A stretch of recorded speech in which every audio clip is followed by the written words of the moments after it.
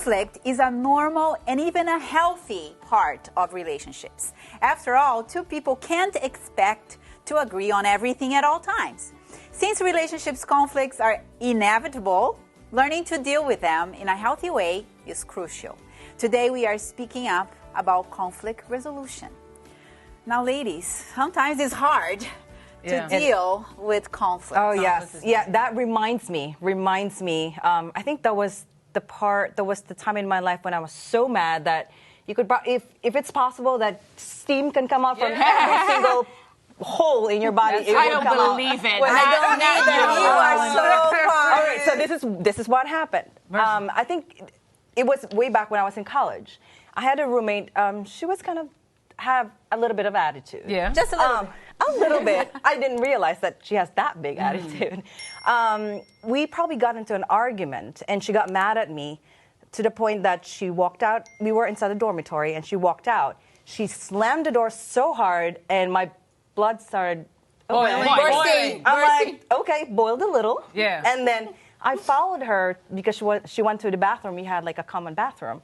I followed her so that I could talk to her. You roughed her up in the bathroom? No, No, I she did followed not. way to her. resolve conflict. did not. No, I followed her because I wanted to Clarifying. talk to her in person and resolve You stalked her. Right. I stalked her so I could resolve the conflict then and there away from my roommates. Right. But then again in the bathroom, she slammed the door I again. thought she said she slapped you. No, This she story's slammed the getting door, great. and I'm like, That's no, that wasn't. And then I followed her again. I wanted to talk to her, but she wouldn't listen to me. She just kept walking and ignoring me. And again, she went back to the room, slammed the door again. And at that point, I was like ready to like slam her head on the wall. Yeah. It's like my blood was like rushing towards my head, and I was like, my blood's like boiling, and I wanted to like control myself. I couldn't control myself. Like what I did was like I kept praying, like, Lord, help me. She's younger than me. I have to take the high road. I had to be. You were able to get a prayer out in that moment. Many times, yeah. I have to keep praying because if not, then I would start yelling. This is the thing, I didn't want to do that. The funny part was that they weren't looking at her when we went back to the room. My roommates were looking at me because my face was like red. red, And if a steam could come out from every single hole in your body, it would start coming out from me because I was just boiling mad. You wanted to talk, right? But she wasn't ready to talk. And the last part, I said, instead of yelling at her, I said, "Are you mad at me?" I said it like really like gently and nicely. 3 doors in your You had to ask. You had a question. Are you mad? Are you mad at me? Why are you mad at me? I said that. I asked that so nicely. You were trying to get to the bottom of it. I was mad at myself.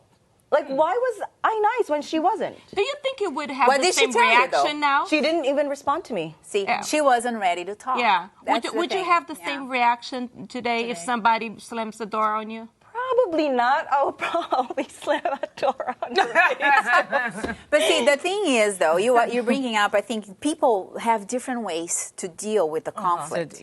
And for you, talking about it, you wanted to make up and, to just get things right. Smooth it over. For some people, when they are upset, they don't want to talk right then and there. They want to get away from that situation. Maybe that was her way of dealing with the conflict. Some people are afraid, though, to talk and to confront and to work with the conflict. Have any of you had that? I do marriage counseling with various couples, and I always ask, have you had a good argument yet?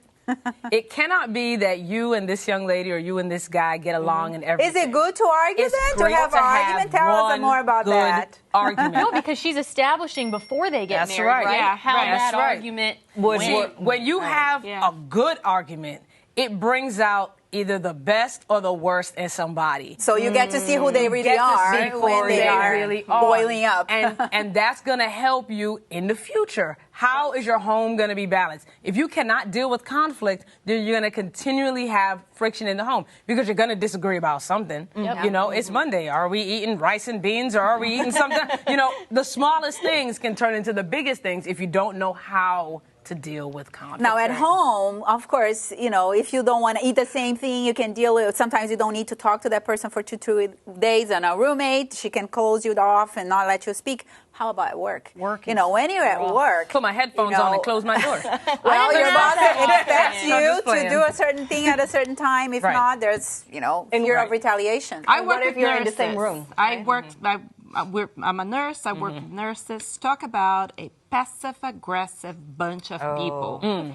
We go around, we talk about each other, and we never go to the person and really confront. Yeah. So and now that I have students, I'm telling them from fundamentals of nursing, you talk to each other. You don't think whatever and just go behind and talk about the person. Come to the person and talk face to face. I don't think it's just nurses, though, right? I think that happens everywhere. I mean, some of you might have experiences at work or at different... I've been working for the church. I've been working for the church. As she looks Tell us about it.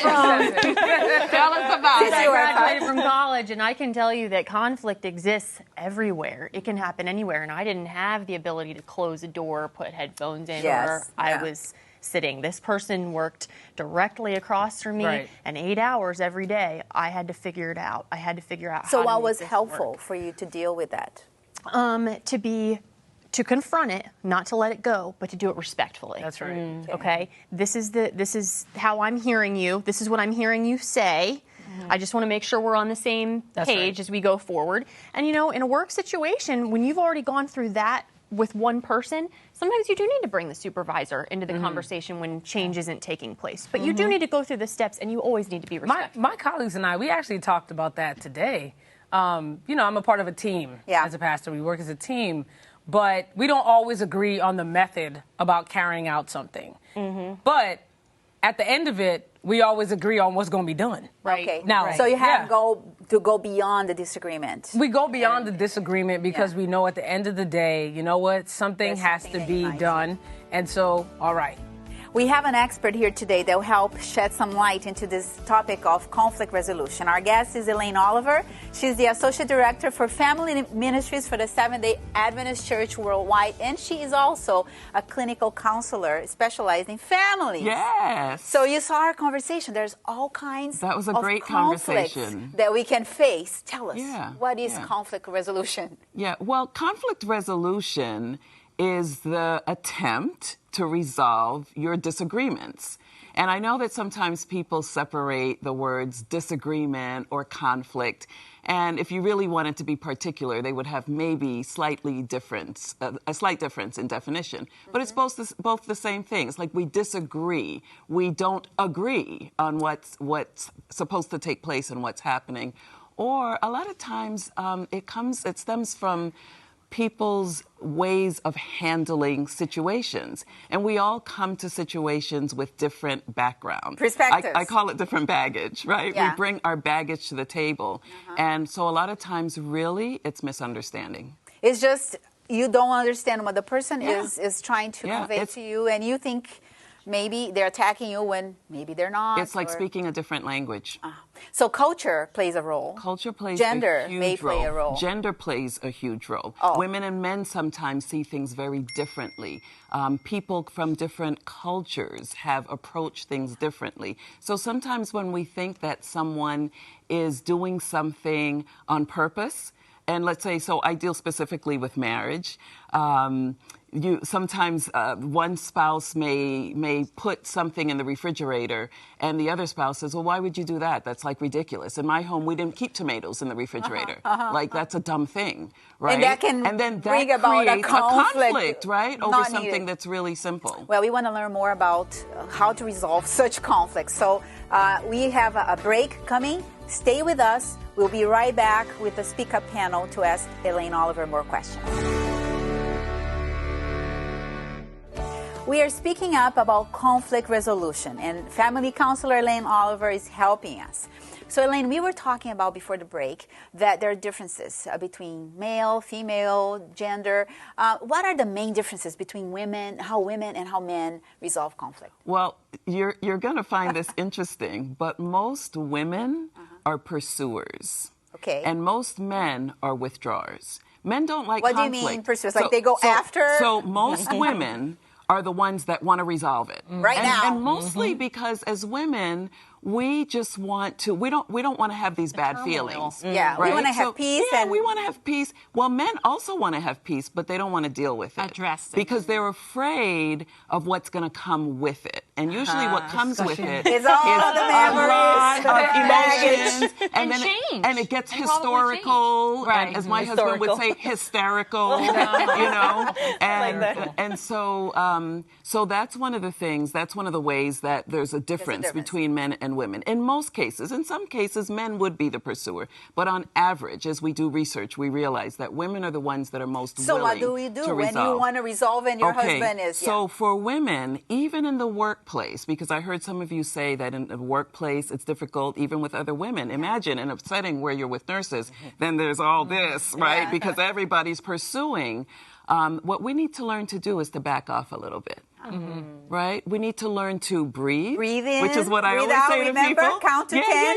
The count to 10? Count to 10, right? Take a deep breath because, I mean, and that's neurological, right? Physiological. If you take a breath, you get oxygen. You think more clearly? You can think more clearly. So it gives you an opportunity to really think about why is this conflict happening? What is happening? And what do we want to resolve? So there has to be a desire on the part of someone to really want to listen, right? So That is listening hard is many critical. times, yeah. But most times when our feelings are hurt, We want to talk about it. you want to talk, and you could care less about the About other the other person's person. feelings because your feelings are hurt and they need to be nurtured and pampered and taken care of, right? Yeah. Sometimes when you give it, I love that you said to take that time because sometimes something that bothers you today, if you just give it that little bit of space Tomorrow and breathing room you'll feel tomorrow, you differently. think, was that as big of a deal? Exactly. as That's I what thought I it meant was? when she was telling the story about the closing the doors. Maybe today people can bang in doors, left and right, and it wouldn't matter that much. So I think we change perspectives to what we're going to be mad at, right? Right. And then temperament also comes into Oh, it, yeah. right? Tell us about that, So 'cause some temperaments- if you're a sanguine personality, easygoing, fun-loving, you're going to be less heightened easily, right? less sensitive Something to happens, certain- you're less sensitive. If you're a choleric type Melancholic type person. a choleric or type A personality, you're at it. There's a couple of those. I wanna resolve it right now. Right. So everything that happens is an opportunity for you to resolve conflict. So we have this thing in our society that we have to take care of it, and we have to take care of it now, right? And that's really not true. And in the Bible, even it says, quick to listen. That's right. Slow Slow to to speak. Yes. Slow to become angry. That's psychology 101. That's right. Right? Yeah. So So that's part of conflict resolution being That's- done in an effective way. Yeah, but most Listening. of us are more concerned about our own feelings. And I know that's difficult because then you say, well, what about me? What I say to people is the you will be taken care of if you take control of yourself. So if I allow myself to calm down, if I manage my emotions, if I'm more sensitive about what's happening in this conflict here, then it really gives me an opportunity to really take control, right? And to take back that power of really taking control of the situation, not in an evil way, but in a healthy, strategic So way. these things need to be established long before conflict because when someone's mad, they're not mad. thinking That's not about, the time, I'm yeah. going to take the 2-3 steps to make sure that I calm down and I breathe. So it's like something someone has to learn beforehand. Absolutely, Right? absolutely, Yeah. and we all can learn it. But yeah, there's skills that you have to learn, and so that brings me to the whole issue of how we were. Yeah, please tell how us. we were raised, right? So if you grew up in a home where you withdrew from conflict, that's an unhealthy way. You avoided conflict, And you saw your parents doing that maybe too, right? You saw your parents, but even in your whole family of origin, this is the way you resolve conflict. And you get into a relationship where someone is a pursuer, you immediately just don't even know what to do, and you begin to withdraw even more, and then that creates a problem. Another thing that some people get used to doing is to just yield, like, okay, it's all right, it's no problem. Don't be- yeah, I yeah. forgive you, I They just forgive you. back Yeah, off. yeah. But we can all learn healthier ways. So if our family of origin didn't handle conflict well, you're right. it's going to be hard. Even if you learn skills, you're going to say, oh, forget that. Like, ain't nobody got time for that. That's what I hear people saying. You know, when we work with couples, you know, people say, I don't have time for that. Right. Like, you know, when do I get... You better make time for it. When do I get to tell him off? Right. You know? That's and so, so it's a skill. It's a skill, but we learn skills for everything else. So think about it. I mean, I heard one of you saying earlier about your conflict at work and managing it. Okay, let's say you decided today, you know what? I don't care about any of this. I'm just going to mouth off. I'm just going to go off. Who ends up looking like an idiot? At the unemployment line. Right. Yeah. Or I will say to people, like, you're saying that it's a skill that you learn, but we all learn it, and we've learned it from kindergarten, right? What did your kindergarten teacher tell you, right? Raise your hand before you speak. That's right. So you That's learn. right. You need to wait your turn. Yeah. So it's just it's not brain surgery. Right. So it's like we've been learning it all the while, but we have to apply it. You've been learning it, but for whatever reason you thought, well, now I'm grown. I'm going to ditch all these skills that I learned all my life. But they're the skills that you need to have a healthy life. So if somebody's watching us right now and they are dealing with a big conflict, they don't know what to do, can you summarize to us once again 3 steps of skills they can use? Okay, so the first thing for myself, because I focus on what you can do in this situation. Yes. So the first step is for me to acknowledge my emotions. Okay. What emotion is happening to me right now as I'm entering into this conflict? Someone said something to me or did something, and I don't like it. I feel hurt. What am I feeling? It's not just angry. I feel hurt. Maybe it brought back an emotion of something that a parent used to say, or maybe a bully at school. What is the emotion? Negative, traumatic. So acknowledge that you're having some emotion. Try to process that as quickly as possible. Okay. So if you don't have time to do that, then just be silent for a little bit. Okay, so second step, if you don't want to do that, be silent. Yeah, just be silent. Just take some time to breathe, to allow yourself to calm down. And then, as I heard one of you say earlier, maybe several of you, is approach the person when you're calm. When you're calm. Not when you're bursting into... Not when your blood is boiling. Right. Like there's steam. Steam coming out. And again, I love it because, you know, I grew up in a Caribbean home, and we all talk loud. Yes. You know, and that's kind of the way we dealt And it's not with that it. you're angry. And nobody's angry. Right. But again, if you married someone who they came from a silent home, like they're going to be scared of you. Yes. Yeah. So you need to realize that this person the is marriage is from. over, or the relationship is over because you've just totally blew a fuse. So learn to be calm and really push towards, number 3, push towards a win-win. Okay. So it's not only your way. It's not a win-lose. It's not a lose-win. It's not a lose-lose. But how about we both win? Yeah. And if we can approach it that way, then, wow, like how much conflict can we resolve? Wow, if everybody really try to put themselves in the other person's shoes, right? Absolutely. Yeah. Absolutely. That way you can see things from their perspective. The problem is when we are at the conflict and we are so into what we are feeling, you know, upset about, we can't stop to think maybe what are they feeling about this whole thing. And again, I don't want to gloss over it because I think there are people who are listening who are saying, oh, but that sounds like in a perfect world. Yeah. No, I mean, we can learn these skills and we use them every day.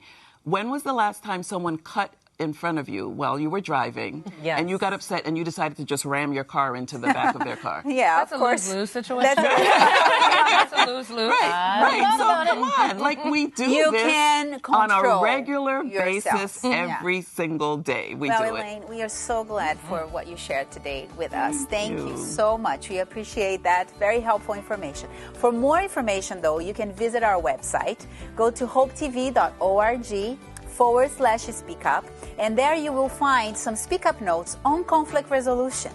Do the little test, a self-assessment that's there. We need to take a quick break, but when we come back, the Word of God will speak up on this issue. We are speaking up about conflict resolution. So, ladies, that was a very insightful tips. What do you think?